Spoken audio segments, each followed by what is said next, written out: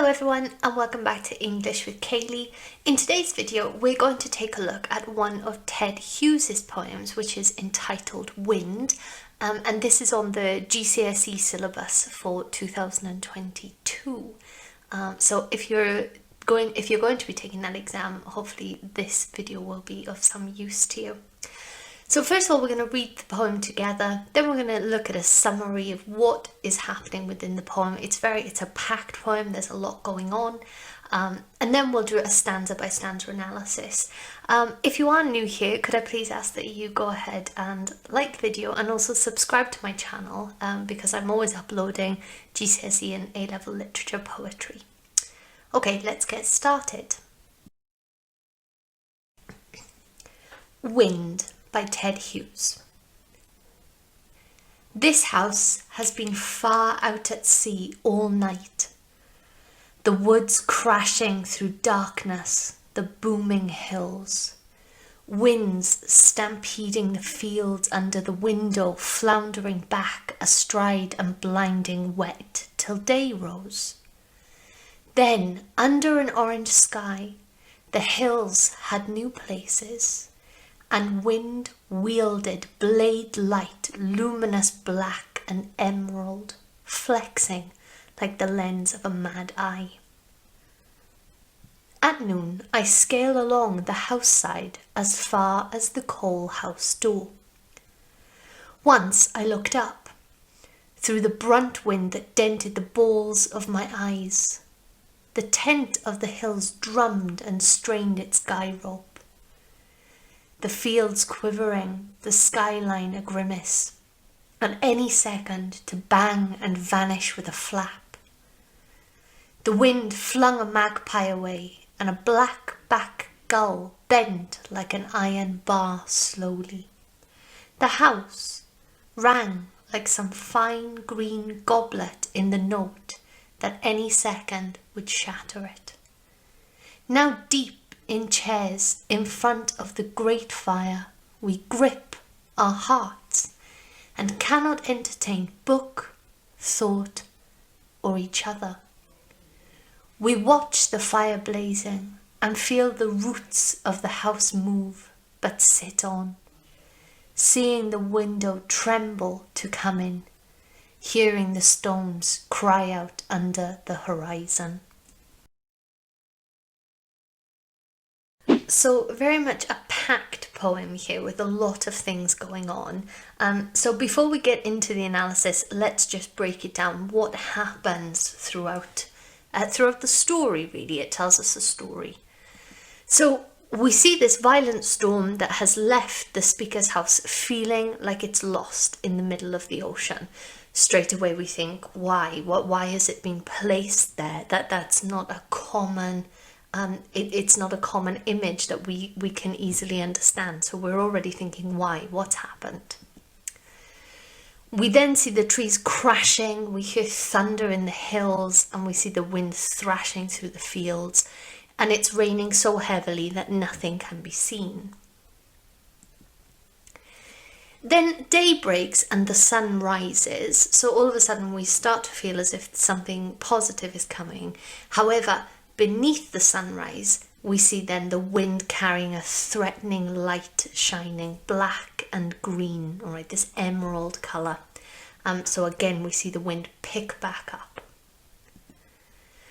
So then we see the speaker actually scales the side of the house to collect coal. He goes to the coal door. Sorry, I say he. Of course, that we would say the speaker. They glance up at one point and they are hit by a force of the wind in the eye. The hills are compared to tents, very flimsy and twisting against the rope that pegs it to the ground. That's that guy rope that we saw. Then we see that the fields are shivering, and it seems as though the tent will snap and fly away and get swept up in the storm. So really selling this idea and this image that the storm is so powerful it could, sweep the hills away. The storm flings a magpie aside and buckles a larger bird, showing its power. Then we are brought back to the house, and the house moans and groans, and it reflects the fragility of a green glass that could shatter at any moment. Then we have a Volta, and it changes in topic, and now we see the speaker and their partner sitting in their chairs in front of a fire, and they seem struck with fear, and they struggle to focus on anything around them. And then we get this revelation that even they are struggling to communicate with each other. So whilst looking at the fire, they feel the house shifts from its roots, but they remain seated. So even though they feel as if the house, the foundations of the house, is shaking and becoming unstable, they remain. And then they look to the window and they see it rattle as if trying to come inside. And the final image that we are left with is that they listen to the rocks cry out in the distance. Okay, so now we're going to take a look at it stanza by stanza, and I'm going to share some annotations with you. This is quite a comprehensive analysis, but of course there will always be other things you can add and interpret. Stanza 1. This house has been far out at sea all night, the woods crashing through darkness, the booming hills, winds stampeding the fields under the window, floundering black astride and blinding wet. So as I said, the very first sentence is quite it's quite complex in that we have a lot of questions. So we see this metaphor, and it gives an idea that the house is isolated and it's in danger, but at this point we don't know why. And then it's not until the second line where we hear about the storm. So we have these auditory imagery coming through of the crashing and the booming, and this really represents the drumming of the storm and the bombardment of the storm hitting the house and hitting nature around it. Winds stampeding the fields, so again packed with imagery. Okay, it's very loud, it's threatening, and of course stampeding is something that we associate with animals, herds, when they're angry and they charge at something. So there's a lot of anger and threat within the first stanza. Then we see these sentences here that are enjambed, so there's a use of enjambment, but the lack of punctuation here is it really confuses the grammar of the sentence.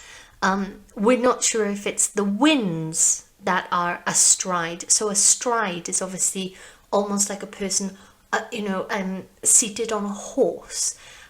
So it's very unclear here if it's the winds that are astride, or is it the fields themselves, or is it reference to looking out of the window and this blinding wet and not being able to see anything. And I think Hughes has done that to really mimic the confusion of the storm.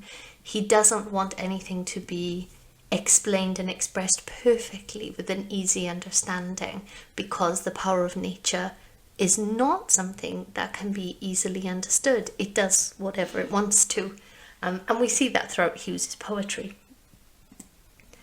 So we have this beautiful alliteration of F, so the fields and floundering, and this plosive B sound of black, blinding, and this really adds intensity to the situation, but it does also give it some musicality, in that it's almost as if we can hear the wind blowing, okay, through the trees, through the fields, and then approaching the house. So finally we have enjambment here. We have enjambment throughout the poem, and why has Hughes done that? That's always what you want to think about. Why? And of course here it's very much to show the longevity of the storm, till day rose. So this really shows us how long this storm was bombarding nature and bombarding the home. Till day rose, then under an orange sky. So the storm has changed the landscape, even the sky here. So we get this idea of maybe, you know, daybreak, it's first thing in the morning, the sky is a beautiful orange colour, and it seems as though the hills had new places. So obviously here we can see the speaker is in daylight, and they probably can now see and witness what is outside. And they possibly have a very different view of the same landscape. Maybe there are fallen trees, flattened areas, so the hills look different because of the destruction of the storm. And wind wielded blade light, luminous black and emerald. We have personification here. So this personification of the wind gives us an image and creates an idea of this powerful being, this powerful thing. And the word wielded, when we think of wielding, we would think to wield a sword, to wield a weapon.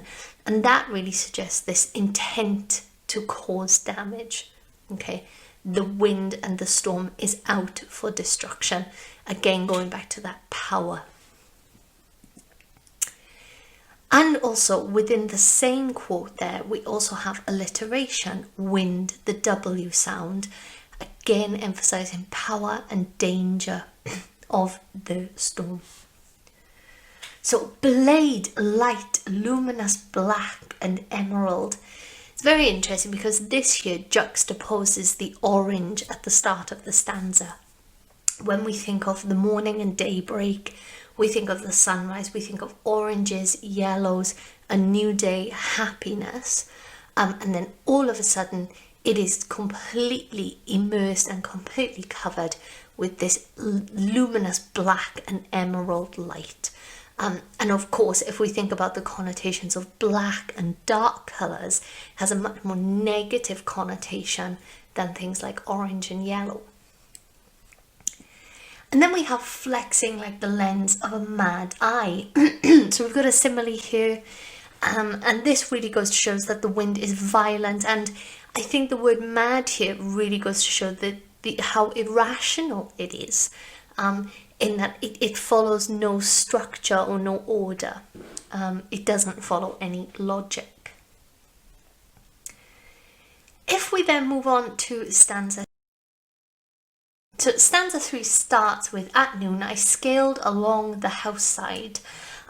So here we see the speaker venturing out into the storm to collect coal. We know that because he goes to the coal house door. But whilst outside, the speaker looks up. And when they look up, we see this gust of wind come and hit them in the balls of their eyes. So again, we see danger, the violent nature of the wind. And again, we can see those plosive sounds, the B sound, brunt, balls. We can see the D sound, dented. Okay, so these sounds here really add emphasis to that danger and power of the storm. The tent of the hills drummed and strained its guy rope. So we have a metaphor here, calling the hill, giving it a totally different, comparing it to something which it's not a natural comparison. The hills here have also been transformed into a flimsy tent. So we get this idea that, we understand hills to be strong and sturdy and sound, and yet this storm can almost flick it away with great ease. So here we see lots of consonant sounds, especially this nt sound, brunt, dent, tent. So this consonant again evokes powerful wind battering at the speaker as they're outside, as they're trying to scale along the side of the house. We get this harsh sound almost hitting the speaker as they try to collect the coal. It starts with the personification of the fields. So the fields are, this word here, quivering, it gives this idea that even the fields are cowering from the storm. Okay, they are scared, they're trying to protect themselves. at any second to bang and vanish with a flap. So here now we return to the tent metaphor. And this again is saying that the wind will almost certainly blow the hills away at any second. And then, I mean, throughout the stanzas so far, there's been a lot of imagery, a lot of times when we as readers need to think and focus and really try to imagine the setting and the scenery. But then we're brought to quite a real and quite disturbing image. The wind flung a magpie away, and a black-back gull bent like an iron bar slowly. Again, a very disturbing image. We get this fierce wind destructing everything that's in its path.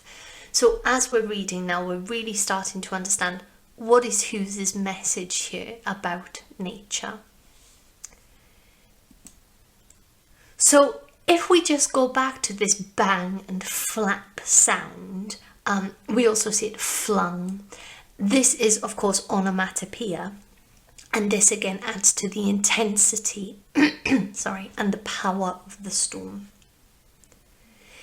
Now, when we look at a black-back gull, I think that it's beautifully written. Of course, we've got alliteration, but what I particularly like is the hyphen here.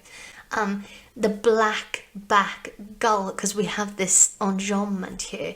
It's almost as if we can really see this bird being pulled apart, being stretched, or as Hughes put it, being bent like an iron bar slowly.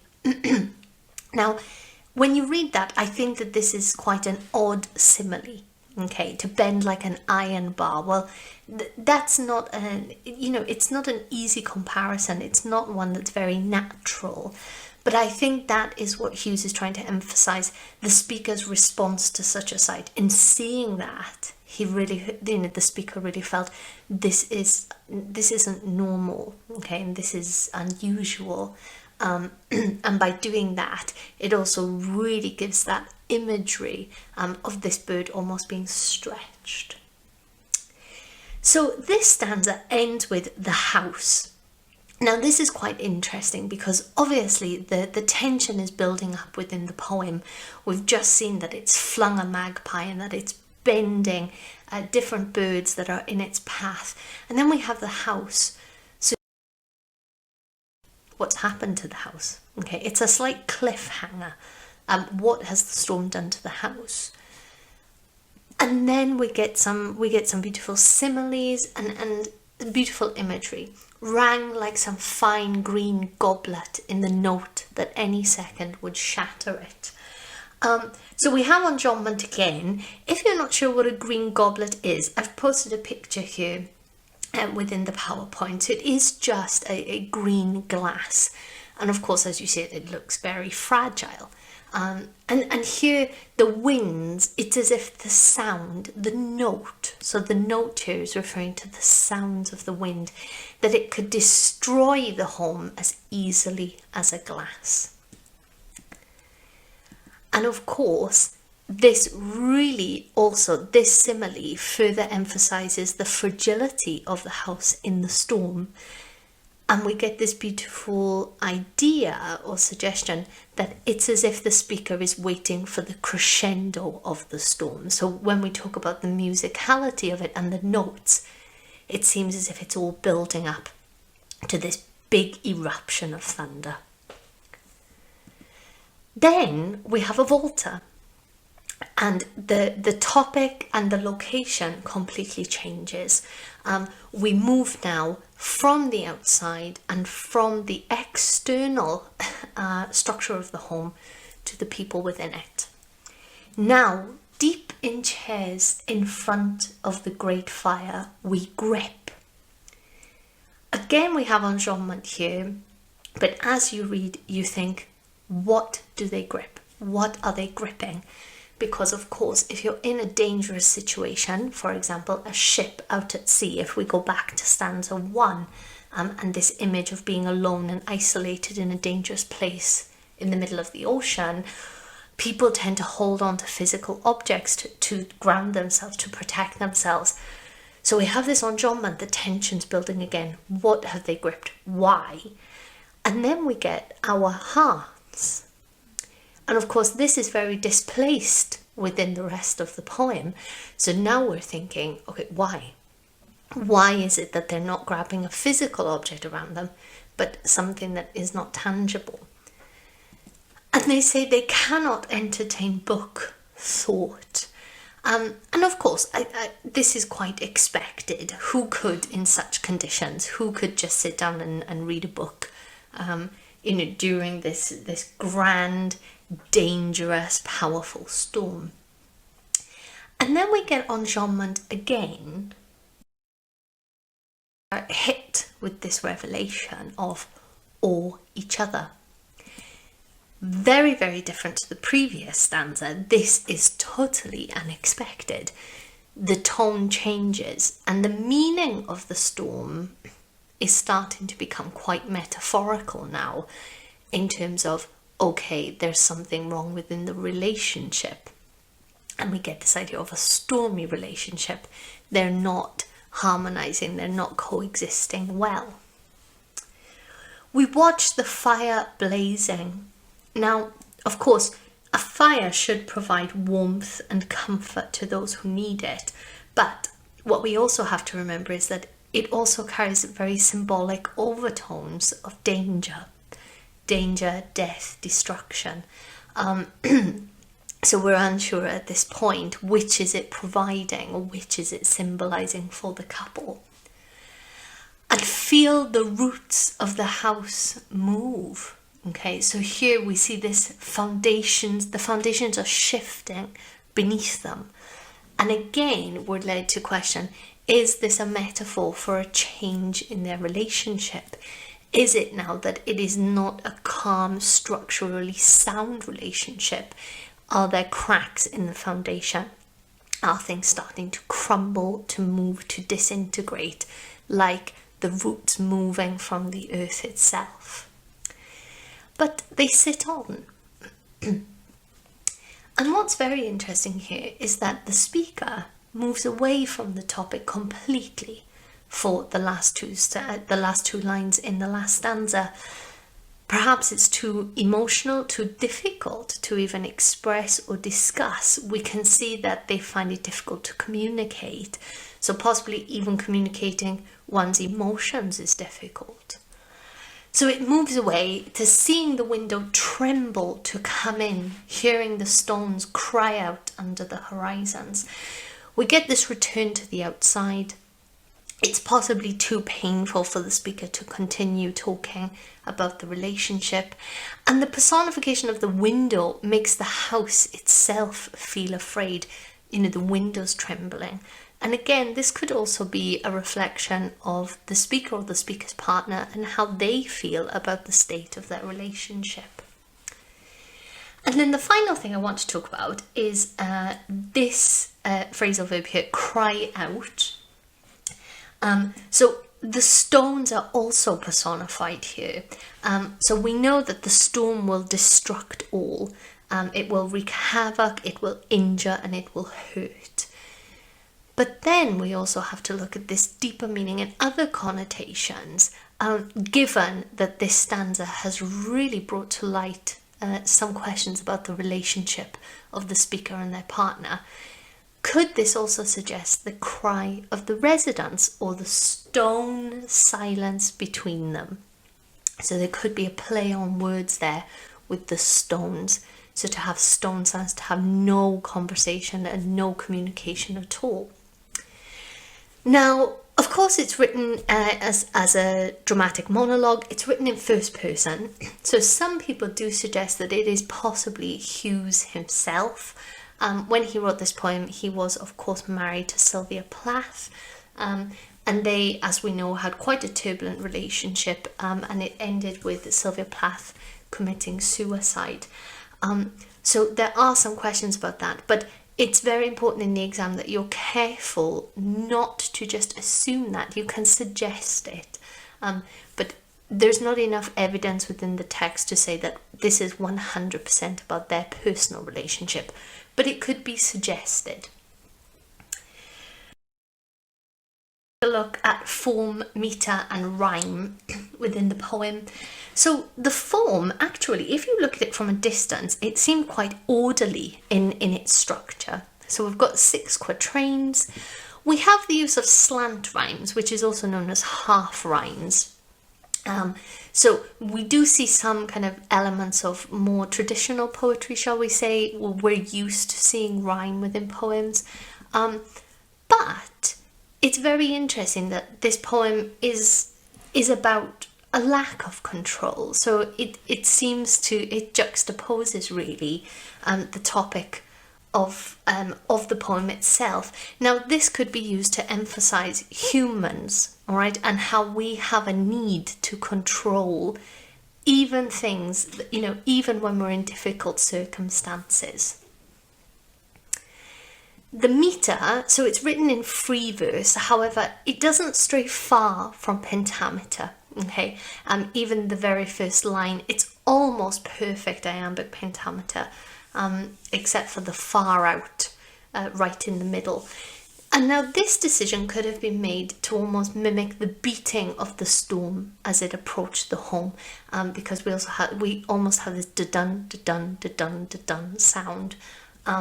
So the beating, and we've seen that, the drumming, all of these words crashing, and this musical idea that is embedded throughout the poem.